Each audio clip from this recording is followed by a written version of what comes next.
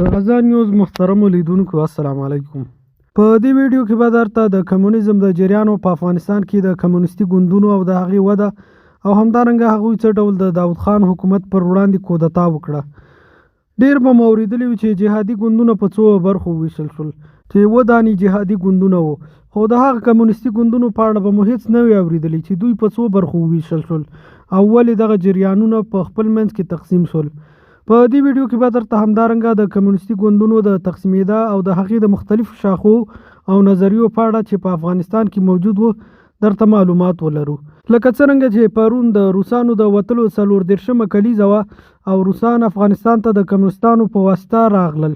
هیله ده دغه تاریخي معلومات تر پایه راسره واورئ تر څو له هغه پټو حقایقو خبر شئ چې تر اوسه به مو نه وي اورېدلي. په افغانستان کې د کمونیستي جریانونو لنډ تاریخي سیر. لکه څنګه چې مو مخکې وویل، کمونیستي تصور د مارکس د نظریاتو په اساس رامنځته شوی او د کمونیزم په نوم یو مفکوره وړاندې کړه او په دې کې لاندې اصولو باندې ولاړ دي: د خصوصي ملکیتونو له منځه وړل، د مزد د اجورې ټاکلې اندازه له منځه وړل، ماتریالیزم د نظریاتو په اساس یوازې ماده منل او له ثابتو عقایدو انکار، د کارګرانو دیکتاتوري او یو ګوندیز نظام، د ډاروین نظریاتو په اساس انساني نسل د بیزو له نسل څخه منل. اوس په دې بحث کوو چې په افغانستان کې کمونیستي جریانونه او ډلې له کومه وخته را پیدا شوي او اوسنی حالات یې څه ډول ده. افغانستان کې هم د نورو هیوادونو غوندې په 1320 او 1330 کلونو ترمنځ کمونیستي ګوند نظریې خپرې شوې. دا نظریې په پټ او یوازې د نظریو په سطحه په پوهنتونونو او اکاډمیکو مراکزو کې مطرح وو. ځینو کسانو چې له کمونیستي هیوادونو سره یې تړاو درلود او یا یې هلته زده کړې کړې وي او یا یې هلته لوړ تحصیلات کړي وو، عملاً یې دې نظریې ته کار کوو. کتابونه او لیکنې به یې سره تبادله کولې او دعوت به یې کاوه. بالاخره شوروي پلو کمونیستي ډلې په 1343 کال کې د جدي په 11 نیټه حزب دیموکراتیک خلق افغانستان د نور محمد ترکی په کور کې د هغه په مشرۍ تاسیس کړل. په دې ډله کې نور محمد ترکی، ببرک کارمل، حافظ الله امین، طاهر بدخشي، میر غلام محمد غبار او داسې نور شامل وو چې غبار له همدې وخت څخه ورڅخه جلا شو.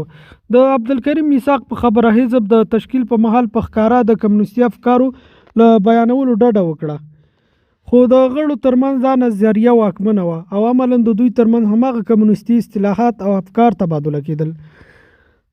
د خلق او پرچم ډلو رامنځته کېدل. د حزب له تشکیل څخه څه وخت لا نه و تېر شوی چې د غړو ترمنځ د واک، ژبې او تصوراتو په اساس اختلاف راپورته شو او حزب د خلق او پرچم په نوم وویشل شو. خلق لومړنۍ ډله د خلق په نوم د نور محمد ترکی تر مشرۍ لاندې چې د حفیظ الله امین په ګډون زیاتره کلیوال او پښتانه ورسره رامنځته شوه چې د انقلاب تر اخره هم په همدې نوم مشهوره وه. پرچم دوهمه ډله چې د پرچم تر نوم لاندې د ببرک کارمل په مشرۍ چې زیاتره فارسي ژبې او ښاري خلک پکې راټول شوي او په کار پیل وکړ. درېیمه ډله د طاهر بدخشي د ستمي ملي ډله وه. درېیمه ډله بیا په 1340 کال کې د طاهر بدخشي په مشرۍ له ګونده د نېشنلستي تصوراتو په اساس د پښتنو سره د سخت مخالفت له امله بیله شوه چې د سازمان انقلاب زحمت کشان افغانستان یا سازا په نامه یې تشکیل کړه او په نورو کمونستانو کې په ستمي ملي باندې مشهوره شوه. دا ډله هم د کمونیستي افکارو په اساس داسې تشکیل شوې وه چې غوښتل یې د پښتنو له واک او سلطې پرته افغانستان کې نوی نظام ولري. د دې ډلې غړي زیاتره له تاجکو سیمو تاجکان وو چې له بدخشان تر پنجشیر او قطغن پورې یې ملګري درلودل. دا ډله بیا هم پر دوو برخو وروسته وویشل شوه چې یو ډله یې د طاهر بدخشي په مشرۍ د سازمان زحمت کشان افغانستان په نوم او بله ډله یې د باعث بدخشي په نوم سازمان فدایي زحمت کشان افغانستان په نوم رامنځته شوه. طاهر بدخشي لومړی د سردار محمد داود خان په حکومت کې د نظام سره د مخالفت پر اساس بندي شوی و، خو کله چې په 1350 کال کې کمونیستي کودتا رامنځته شوه له بنده خوشي شو. نوموړی یو څه وخت آزاد و، وروسته د خلقیانو لخوا نظام ته د توطیې په تور ونیول شو او په زندان کې اعدام شو. د دې ډلې پیروان د مجاهدینو تر یرغل لاندې راغله چې ځینې د صمد پاچا د ملیشو غوندې د کمونیستي حکومت سره یو ځای او ځینو په ډیرو مهارت ځانونه د جمعیت ګوند ته ورداخل کړل چې په دې ګوند کې د پښتون ضد احساساتو لامل شو چې تر اوسه هم پکې فعال دي. د خلق او پرچم ډلو فعالیتونه د دیموکراسۍ له لسیزې په وروستیو کې دواړو خلق او پرچم ډلو خپلې جریدې درلودې او خپل افکار یې پکې خپرول، تر دې چې په 1949 کال کې د پرچم جریدې د لینین د زوکړې 100 کلنه کلیزه په ډیر شور سره ولمانځله او هغه یې په داسې کلماتو وستایي چې عملاً یې مسلمانان محمد صلی الله علیه وسلم ته کاروي. په دې سره دا جریده د حکومت له لوري اسلام ته د سپکاوي په تور وتړل شوه. همداشان کله چې په 1943 کال کې ببر کارمل د ملي شورا غړی شو، نو په لوړ اواز یې په لینین باندې درود ووایه چې د مسلمانو نمایندګانو لخوا د سخت عکس العمل سره مخ شو. دواړو ګوندونو د اختلاف سره سره په خورا بیړه د ځوانانو په منځ کې ملاتړي پیدا کول او خپل کمونیستي او مارکسیستي افکار یې خپرول او هڅې پیل کړې چې په پوځ، پولیسو او نور موسسو کې خپل ملاتړي ومومي. له همدې امله یې د خلق ډلې له لوري حفیظ الله امین او د پرچم له لوري میر اکبر خیبر په فوز کې د نفوذ او تنظیم لپاره وګمارل شول. دا وخت زیاتره پوځي افسران چې په شوروي اتحاد او نورو کمونیستي هیوادونو کې د زده کړو او تحصیل لپاره استول کېدل چې له هغې څخه به کمونیستي نظریه بیرته سمبال راتلل. دوی وتوانېدل چې د سردار داود خان د کودتا تر مهاله چې 1952 کال پورې په نوموړي موسسو کې پوره ملاتړ ومومي او د داود خان سره په کودتا کې پوره همکاري وکړي. د داود خان د کودتا وروسته کمونستان وتوانېدل د حسن شرق او فیض محمد غوندې مهم غړي د حکومت لوړو پوړو څوکیو ته ورسوي. په دې سره دوی په خلاص لاس په فوز، پولیسو او نور دولتي موسسو کې د خپلو افرادو په ګمارلو پیل وکړ. ورسره یې د اسلامي نهضت د غړو په اړوند چې هغه مهال په اخوانیانو مشهورو د کمونستانو سرسخت رقیبان ګڼل کېده غلط تصورات ورکول او هغوی دې ته وهڅول چې نهضت په غړو ناتار پیل کړي. لسګونه کسان د حکومت له لوري زندانونو ته ټېل وهل شول، ځینې اعدام او نور مجبور شول چې دا وطن پرېږدي. په دې وخت کې کمونستانو د داود څخه پوره ملاتړ کاوه او داود خان سره خپل موقف نور هم پیاوړی کړ. خو سردار داود خان په 1965 کال کې د پرچم ډلې په شرارتونو پوه شو، نو د هغوی د اخراج په موخه لاس په کار شو تر څو د هغوی له شر څخه ځان خلاص کړي. د داود خان په دې عمل سره کمونستانو ځانونه په خطر کې ولیدل، نو دواړو ډلو د خلق او پرچم بیا په 1955 کال کې د یو تړون په اساس اتحاد وکړ او بیرته سره یو ځای شول. کله چې سردار محمد داود خان له حکومت څخه د پرچم ډلې غړي شړل، نو په ځای په لوړپوړو کمونستانو چې د خلق ډلې غړي و ځای پر ځای کول، تر دې چې د همدې کال تر پایه دومره ځواک پیدا کړ چې حفیظ الله امین رسما ترکي ته د کودتا د آمادګۍ پلان ورکړ. په 1950 په لومړیو کې محمد داود خان د کمونستانو له شرارت څخه سخت په تنګ شو، نو د دوی د شر څخه د خلاصون په موخه د هغوی د مشرانو د نیولو حکم وکړ. په دې لړ کې نور محمد ترکی او نور ګڼ شمېر مشران ونیول شول، خو حفیظ الله امین تر نیول کېدو مخکې په فوز کې خپلو ملګرو ته د کودتا امر کړی و. د 1950 کال د ثور د میاشتې په 9 ورځ حکومت باید د کمونستانو د مشرانو په اړوند غونډه کړې وای. کمونستانو افسرانو ټانګونه راوویستل او کودتا یې پیل کړه. د کودتا په طرز کې کمونستان ارګ ته ننوتل. سردار محمد داود خان یې د خپلې کورنۍ سره چې ښځې او ماشومان هم پکې شامل وو د کابینې له اکثریت غړو سره یو ځای په شهادت ورسوه او کودتاچیان بریالي شول چې حکومت ترلاسه کړي. نور محمد ترکی له بند خلاص او جمهور رئیس یې کړ. واک ته له رسېدو سره سم د دوی ترمنځ بیا د قدرت په سر سیالي پیل شوه. د ببرک کارمل او حفیظ الله امین ترمنځ ناندرۍ ناورین ته ورسېدې، تر دې چې شوروي اتحاد مداخله وکړه او د دوی ترمنځ یې د قدرت ویش داسې وکړ چې حکومت به خلقیان کوي او بهرني سفارتونه به د پرچم ډلې په لاس کې وي. په دې کار د پرچم ډله ناراضه شوه او د یو کودتا هڅه یې وکړه. امین ته موقع برابره شوه. د پرچم ډېر غړي یې له دندو ګوښه کړل. دا په داسې حال کې چې په هیواد کې د کمونیستي انقلاب پر وړاندې پاڅونونه پیل شوي وو چې تر ټولو لوی پاڅون په 1950 کال کې د هود په 23 نیټه د هرات د خلکو پاڅون و چې هلته میشت پوځي قوتونه هم له پاڅون کوونکو سره ملګري شول. د پاڅون حکومت دومره ورخطا کړ چې روسي جنرال ګروموف په وینا نور محمد ترکی په بار له روسانو د ملاتړ او مداخلې غوښتنه وکړه، خو روسانو د عسکرو د استولو پر ځای د الوتکو په مرسته د هرات ښار بمبار کړ چې په طرز کې د تاریخ لیکونکو په وینا 24,000 هیوادوال ووژل شول او پاڅون بیرته خاموشه شو. د خلکو پرچم د ډلو د داخلي اختلافاتو په ترڅ کې د ارګ دننه د حفیظ الله امین د ترور یو ناکامه هڅه وشوه چې امین یې دې ته وهڅاوه تر څو په 1450 کال کې نور محمد ترکی د وخت جمهور رئیس د بالغ په وسیله په قتل ورسوي او ځان په ټولو فوځي حزبي او نورو ادارو واکمن کړي. له یوې خوا کمونیستي ډلو ترمنځ اختلاف، له بل لوري د دوی د سخت جبروت پر وړاندې د خلکو پاڅونونه د ګوند غړي وهڅول چې ټول مخالفتونه په سختو کاروي سرکوب کړي، نو د لکونو انسانانو په وژلو، زنداني کولو او تر دې چې ژوندي ښخولو یې لاس پورې کړ. دې کار د امین د حکومت تر پایه دوام وکړ تر څو پرچم ډله وتوانېده د روسانو د لویو فوځونو په ملاتړ او راتللو په 1458 کال د جدي په 4 نیټه د افغانستان په عملي اشغال سره حفیظ الله امین د روسانو په لاس مړ او ببرک کارمل واک ته ورسوي. د روسانو کمونستانو دوستي غبرګه شوه.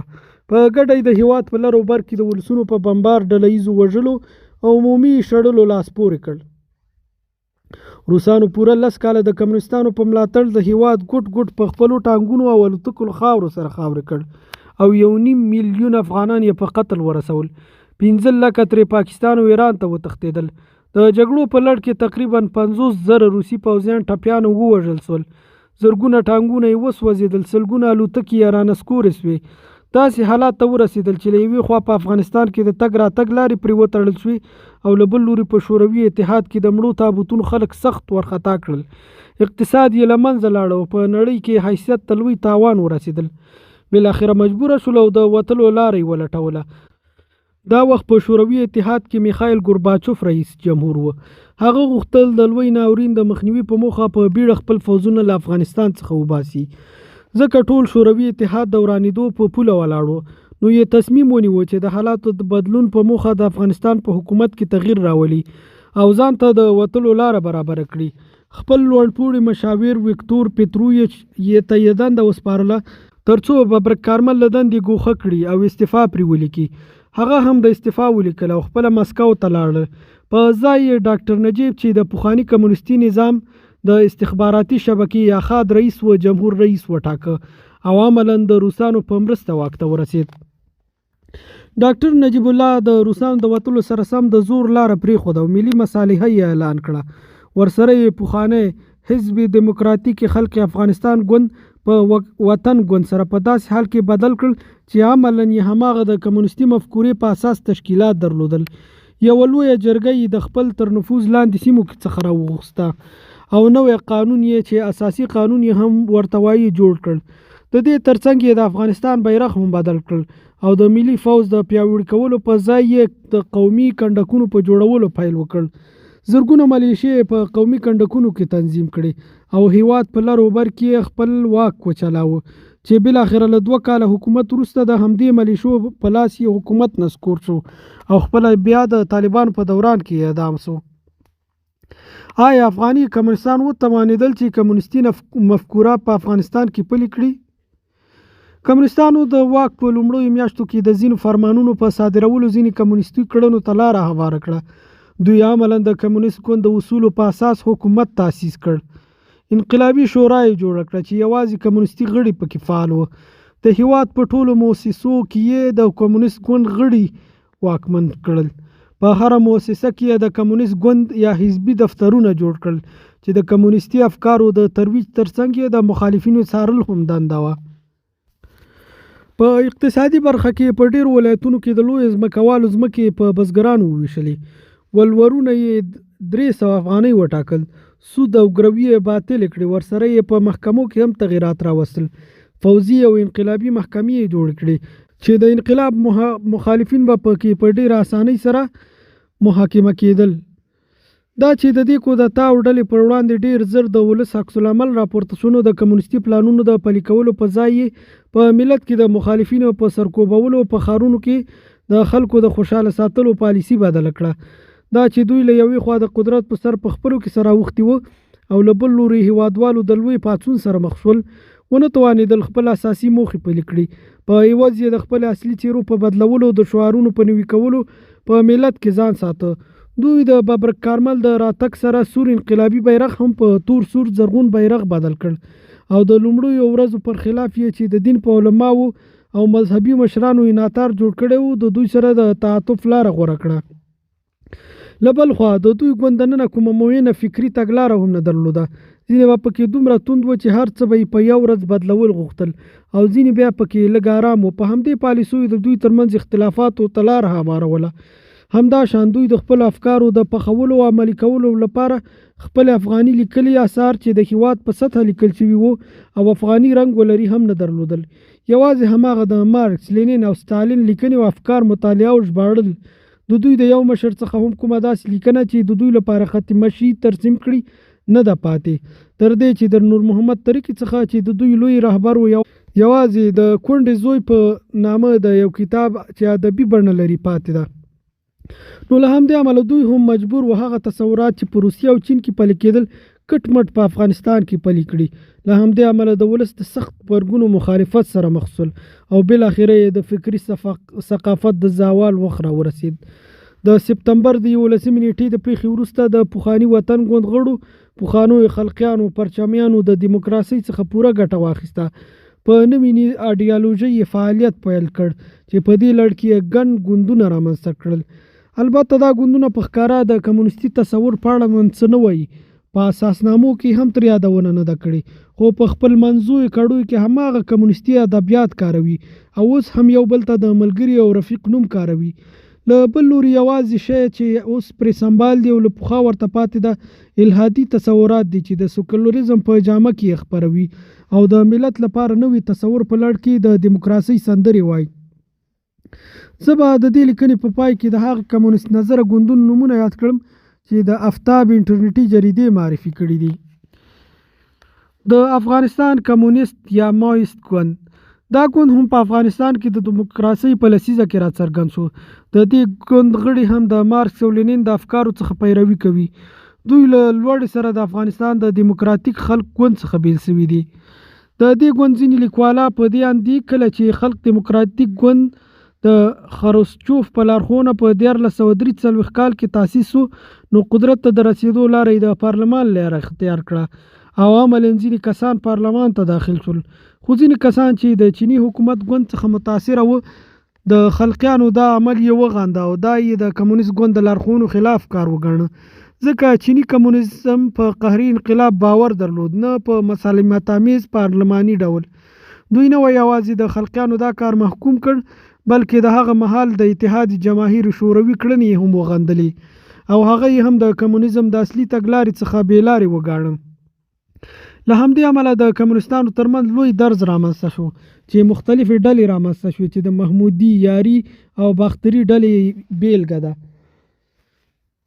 د دې ډلو په 1944 کال کې د سازمان جوانان مترقي افغانستان رامنځته کړل چې مشري اکرام یاري په غاړه واخیستله. دوی په وینا هغه مهال د دې ګوند موخه په افغانستان کې د یو قوي قهري انقلاب چې مصالحانه پروګرام یې هم درلود راوستل وو. دې ډلې په 1940 کال کې د شالای جاوید په نوم یو نشریه راوویسته چې له 11 جریدو وروسته د توندو حکومت ضد خپرونو له امله وتړل شوه. په 1949 کال کې دا ډله د حکومت لوري تر تعقیب لاندې شوه. ورسره پکې انشعابونه رامنځته شو. لومړی انجینر عثمان ترې بیل شو.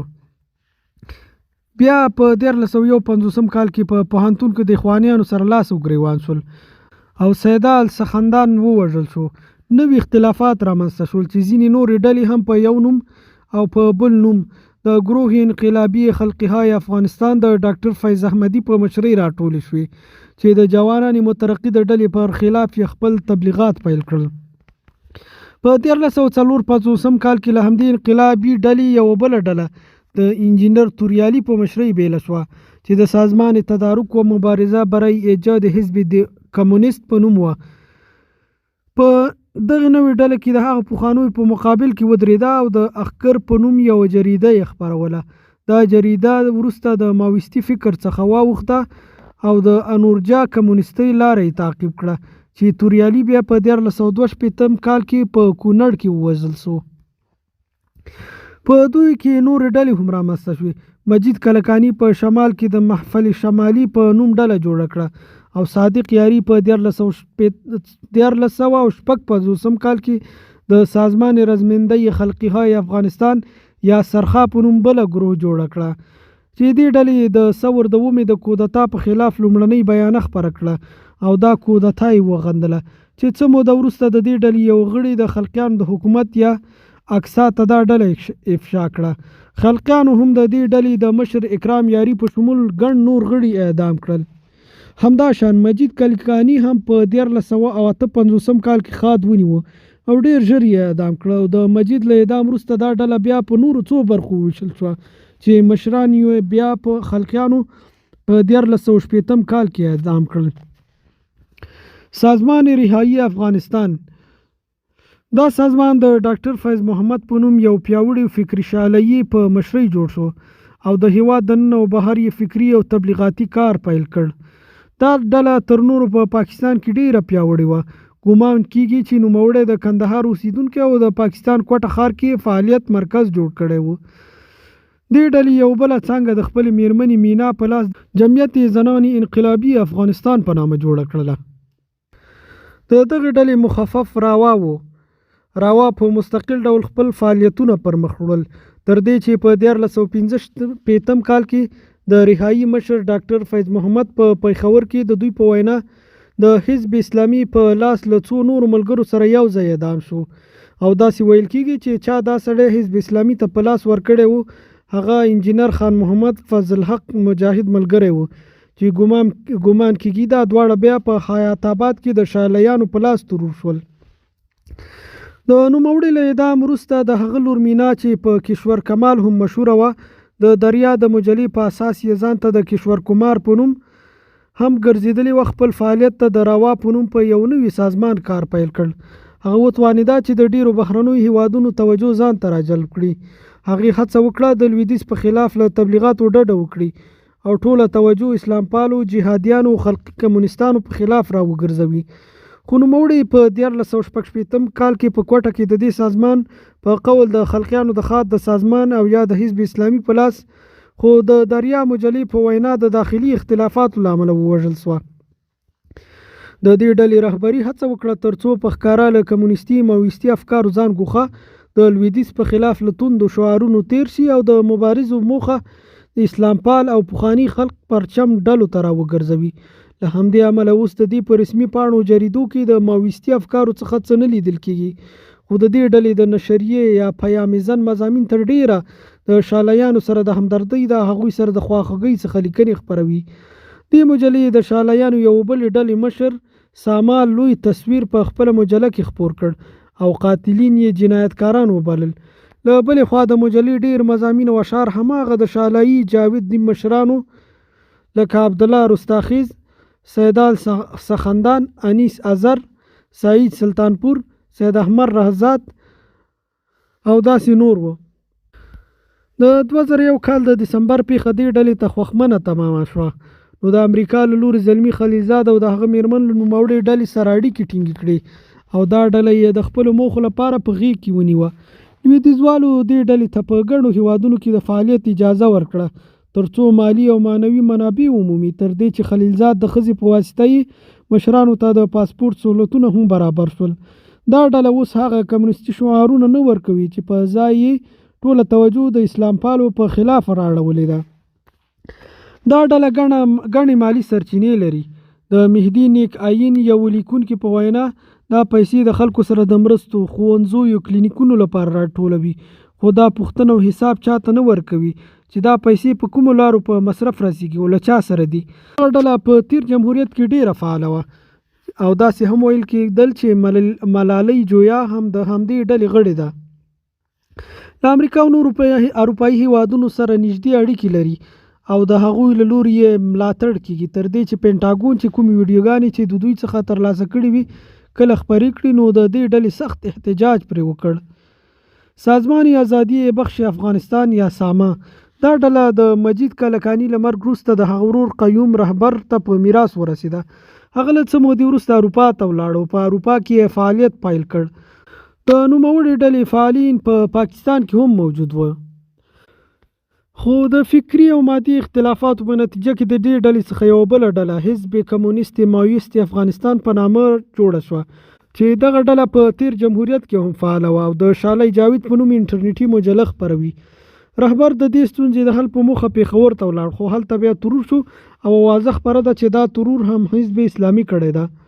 د ساما او د رهایی سازمانونه داسې دوه خفیه سازمانونه وو چې د کمونیستي انقلاب په ډول دوران کې داخل او بهر فعال وو او خپل وسلوال ګروپونه یې درلودل چې تل به د حزب اسلامي او جمعیت سره په جګړو کې ښکېل وو. اوس چې کومې ډلې په بهر او داخل کې د هماغه پخواني شاله جاوید په لاره د حرکت او کار په حالات کې دي، لاندې ډلې یادولی شو: حزب کمونیست ماویست افغانستان، تشکیلات ماویست‌های افغانستان، سازمان کارگران افغانستان، جنبش انقلابی جوانان افغانستان، هسته کارگری مبارز افغانستان، سازمان رهایی افغانستان او داسې نورې وړې ډلې دي چې په پټه په فعالیت بوختې دي. د دې ډلو تاریخ سیر ته که څوک ځیر شي نو په ښکاره به وویني چې دې ډلو کومه ثابته ایډیالوژي نه درلوده او نه یې کومه ثابته ختمشي درلوده. ډېرې پکې احساساتي ځوانان وو چې د واکمن نظام د مامورینو له لاسه یې نادودې لیدلې وي. له همدې امله به دوی زر تجزیه کېدل او په وړو ډلو به ویشل کېدل. همدا شان دا ډلې دې ته متوجه نه وي چې د دوی انقلابي افکار چې په الحادي تصور ولاړ وي څه ډول د افغانستان په سنتي اسلامي ټولنه کې ومنل شي. زما پام دوی د اسلام سره هم اشنایي نه درلودله او خلکو حکومت سره لاس او ګریوان وو. اوسني شالیان هم د دې په ځای چې افغانستان واقعیتونه په نظر کې ونیسي د ځینې خودخواه او افراطي اشخاصو ښکار دي چې نه د ټولنې ترکیب ورته معلوم ده او نه د هیواد حالات درک کولی شي. دغه لاندې ډلې چې موږ به یادونه کړو عملاً یې په تیر جمهوریت کې رسمیت درلوده.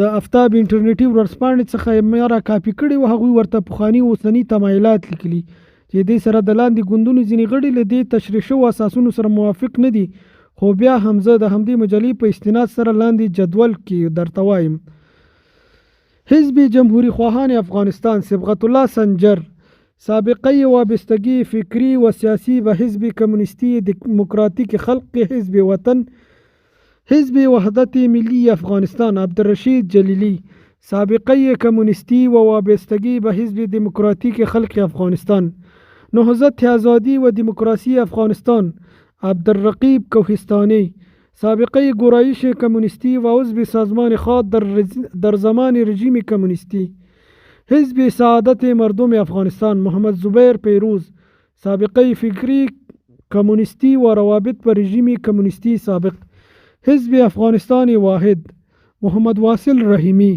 سابقه گرایش به رژیم کمونیستی، حزب حرکت ملی وحدت افغانستان محمد نادر آتش، دارای سابقه گرایش کمونیستی و در حال حاضر طرفدار دموکراسی غربی، حزب ملی افغانستان عبدالرشید آریان، دارای سابقه فکری کمونیستی و عضویت در حزب دموکراتیک خلق، حزب کنگره ملی افغانستان عبداللطیف پدرام، سکولر طرفدار غرب و دارای سابقه همکاری به رژیم کمونیستی سابق و شورای نظار، د افغانستان د اصول غورځنګ ګوند شهنواز تڼۍ، دارای سابقه کمونیستی و از اعضای بلندپایه حزب دموکراتیک خلق افغانستان و وزیر دفاع رژیم کمونیستی در زمان دکتر نجیب، حزب رسالت مردم افغانستان، حزب رفاه مردم افغانستان میاگل وثیق، گرایش سکولریستی و سابقه روابط به رژیم کمونیستی، حزب تفاهم و دموکراسی افغانستان احمد شاهین، گرایش کمونیستی و سابقه همکاری با رژیم کمونیستی، حزب همبستگی افغانستان عبدالخالق نعمت، گرایش فکری و کمونیستی، حزب ارمان مردم افغانستان سراج الدین ظفری، گرایش سکولریستی و سابقه گرایش کمونیستی، حزب آزادیخواهان مردم افغانستان فدا محمد احساس، گرایش فکری کمونیستی و سابقه گروهی مایوستی، حزب آزادی افغانستان عبدالمالک، گرایش سکولریستی و قومی ازبک و دارای سابقه همکاری با رژیم کمونیستی، حزب رستاخیز مردم افغانستان سید ظاهر قاید، مجمع ملی فعالین صلح افغانستان شمس الحق نور الشمس، گرایش کمونیستی و وابسته به یک از شاخه‌های حزب دموکراتیک خلق افغانستان، حزب همبستگی ملی اقوام افغانستان محمد ظریف ناصری گرایش سکولریستی و سابقه در نظام کمونیستی. حزب ترقی ملی افغانستان دکتر آصف بکتاش گرایش سکولریستی و سابقه کمونیستی. حزب جنبش ملی افغانستان سید نورالله رهبر گرایش سکولریستی و قومی ازبک و سابقه عضویت و خدمت در حزب دموکراتیک خلق و دولت کمونیستی. حزب ملی هیواد غلام محمد گرایش.